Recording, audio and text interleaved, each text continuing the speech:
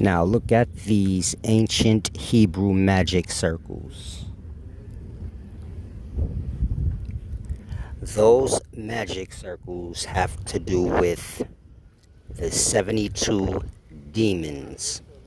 These are the 72 demons that Solomon bound. So if you look closely at the circles have to do with north, south, east, west. And then you have the names of the 72 demons written around it, or in it. That's what you're looking at. Now, this other image, this is the seal of the 72 demons. Not the name, but just the individual appearance or symbol of the demons.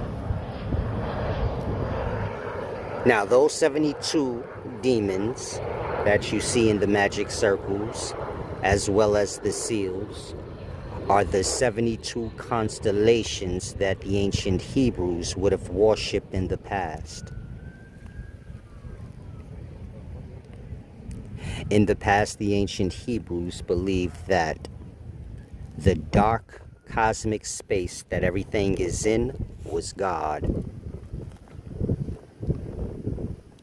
That dark cosmic space that everything is in coincides with your dark unconscious mind. Of course, your unconsciousness, that dark space, it has control over your being conscious or not. It's a force. It has a power over you. And so they viewed the dark cosmic space, which coincides with your unconscious mind, they viewed that as God. Now, the constellations, these are the stars. In today's times, we have 88. Other cultures have more or less. But they viewed the 72 constellations that are in this dark cosmic space. They viewed those as the angels and demons of God, depending on if the constellation is in the northern hemisphere or the southern hemisphere. Of course, north is above, so if the constellation or the cluster of stars are in the northern hemisphere, you can say angels. If the constellation or cluster of stars was in the southern hemisphere, well, you can say demon or lesser spirit.